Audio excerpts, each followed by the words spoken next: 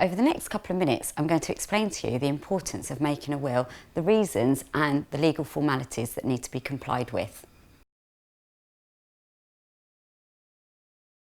The main reasons for making wills is because essentially you can then decide how your assets should be distributed upon your death.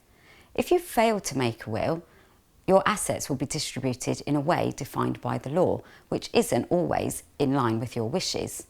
According to Cooperative Legal Services, the number of UK adult individuals that currently do not have a will is at an all-time high. So it is essential that you have a will drafted as soon as possible if you do not already have one drafted. A will is also really important where minor beneficiaries may be involved. For example, you may have some minor children, and ultimately you need to decide who's going to look after those individuals upon your death. So, provisions contained within your will ensures that you can name the legal guardians who will be responsible for looking after these individuals. And of course, there may be other financial dependent individuals that you cater for within your lifetime, and you may wish to make provision for those people. Having a will in place also ensures that you reduce the amount of inheritance tax payable on your death, depending of course on the value of the assets that you leave behind. And without a will, the whole process could be quite onerous and stressful for your loved ones. While your will specify how your assets are to be dealt with, it will most importantly name the individuals who are responsible for administering your estate, otherwise known as your executors. Your executors will be responsible for paying any taxes which are due. Your executors may also be required to apply for probate, which essentially gives them the legal right to deal with your estate. Essentially, by having the legal right to deal with your estate, they are able to collect in all of your assets and distribute them in accordance with the provisions contained within your will.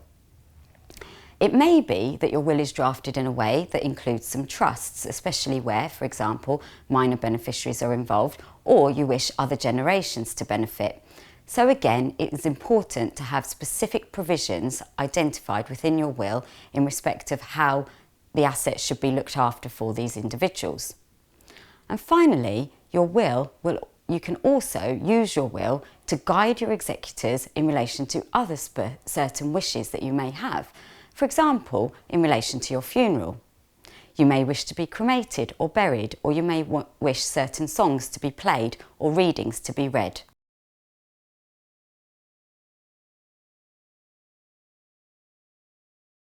In order for your will to be legally valid, there is no requirement for it to actually be drafted by a legal professional.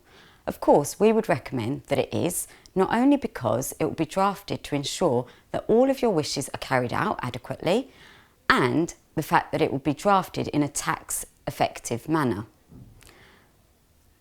In order for the will to be valid, remember that it has to have been written by you while you were in sound mind.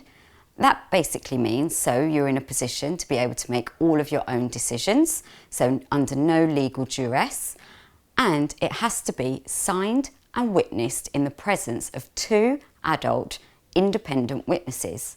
For these purposes, independent means individuals who are not entitled to benefit under the terms of the will. For more information on wills, please refer to our library documents on TechLink entitled Wills.